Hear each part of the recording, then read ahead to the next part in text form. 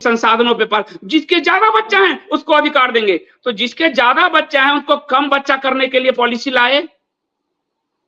Policy भी तो आप ला रहे हो हिंदुओं के कम बच्चे हों, इसके लिए एचपीवी वायरस टीका लगेगा। अमेरिका की रिपोर्ट है 35% प्रजनन क्षमता गिर गई। अब वो तो लगवाएंगे नहीं, वो तो टीका नहीं लगवाया तो रात में अपने एनएससी को अपने जेम्स बॉन्ड को भेजकर भगवाया आप लोगों ने। दिल्ली में जमाती को जेम्स बॉन्ड को भेज के रात में भगवाया। वो तो टीका लेते नहीं और हमको टीका लेके हमारे 9 साल के बच्चों को बांझ बनाओगे तो जनसंख्या हमारी कम होगी, लेकिन ढिंडोरा पीट उनकी ज्यादा जनसंख्या है तो संसाधन उनको दिया जाएगा। किसने दिया? ये सारी पॉलिसी जनता के बीच जानी चाहिए। ये किसने दिए पैसे? किसने दिए? जनता अब हिंदुओं को गुमराह, और जो हिंदू गुमराह हो रहा है उसके अंदर भारत के ऋषि मुनियों की का वो जो डीएनए वो नहीं है, क्योंकि हिंदू चेतनाशील प्राणी है। इसका मतलब कहीं डीएनए में डिफेक्ट आ चुका है, जो उसकी चेतना जागृत नहीं हो रही और मूड बेड़ो जैसा व्यवहार कर रहा है। जैसे एक किताब, एक नेता, पैगंबर जो है वो जो कहता वही मानना, ये अब ब्राह्मणिक कल्चर है, हिंदू कल्चर नहीं। इसलिए आपने अपने नेता मान लिए होंगे, पैगंबर मान लिए होंगे इनको, तो उनको मानो, लेकिन चेतनाशील हिंदू अब सवाल लेगा, जवाब लेगा, आपसे सवाल पूछेगा कि मेरे 10 साल का हिसाब दो। ये जो मनमोहन ने कहा कि पहला हक है तो आपने उसको दे दिया। वो जो ज्यादा जनसंख्या पे हक दे रहे हैं तो आपने ज्यादा जनसंख्या को कम करने की कोई नीति बनाई नहीं, उल्टा हिंदुओं की जनसंख्या कम की हो इसलिए एचपीवी वायरस ला रहे हो, टीका ला रहे हो। और मंगलसूत्र का जो कह रहे हो वो 6 डिजिट जो यूनिक आईडी है वो व्यवस्था आप लेके आए हो। देंगे।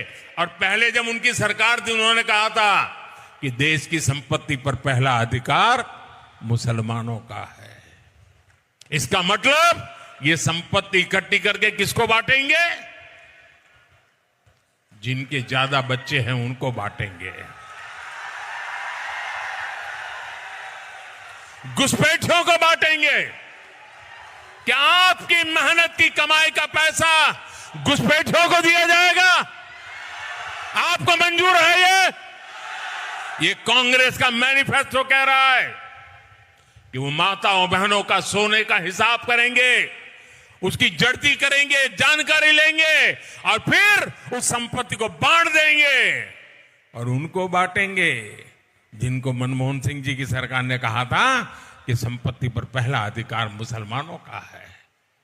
भाइयों बहनों, ये अर्बन नक्सल की सोच, मेरी माताओं बहनों, ये आपका मंगलसूत्र भी बचने नहीं देंगे, यहां तक जाएंगे मैं कहने आया हूं। अब देखिए कि किस तरह से मुस्लिम समाज को डायरेक्ट फायदा मिला। पीएम आवास योजना के तहत अब तक कुल 2 करोड़ 31 लाख घर बने, इसमें से 31% आवास मुसलमानों को मिले। जनधन योजना के 42% बैंक खाते मुसलमानों के, पीएम किसान निधि योजना के 33% लाभार्थी मुसलमान है। उज्ज्वला योजना के तहत 9 करोड़ लोगों को गैस सिलेंडर दिया गया, इसमें से 37% मुसलमान। आप बताइए बॉस, लोग कहते हैं नरेंद्र मोदी देश को बांट रहे हैं। नरेंद्र मोदी तो यहाँ मुसलमानों के घर में सरकारी योजनाओं का लाभ बांट रहे हैं बॉस। तो 2015-16 50% मुसलमान ऐसे थे जिनके घरों में बिजली आ गई। 2019 से 2021 के बीच में 86% मुसलमानों के घरों तक बिजली पहुंचने लगी, यानी 36% का जंप आया। 2015-16 में 66% मुसलमानों के बैंकों के खाते, 2019-21 तक ये बढ़कर 92% हो गए, यानी 5 साल में 26% और मुसलमानों के बैंक खाते खुले, ताकि उन्हें केंद्रीय योजनाओं का सीधा लाभ मिल सके, डायरेक्ट बेनिफिट ट्रांसफर स्कीम का उनको फायदा मिले। 2014 में सिर्फ 4.5% मुसलमान ही सरकारी नौकरी। पिछले 9 सालों में यह आंकड़ा 10.5% हो गया बढ़, यानी 2 गुने से भी ज्यादा। स्किल इंडिया प्रोग्राम के कुल लाभार्थियों में से 22.7% मुस्लिम समाज से आते हैं, जो सबसे ज्यादा। Prime ministers employment generation programme 2014 के बाद मुस्लिम युवाओं के बिजनेस रजिस्ट्रेशन में 70% की बढ़त आई, यानी फायदा सीधे सीधे मुसलमानों तक जाता दिख रहा है। ऐसे न जाने कितना डेटा है जिसकी कोई चर्चा तक नहीं करता। और लगातार ये कहा जाता है कि मोदी सरकार तो मुसलमानों के लिए कुछ कर, कहा जाता है मोदी सत्ता में आए तो मुसलमान खत्म हो जाएगा। ये खत्म होने के संकेत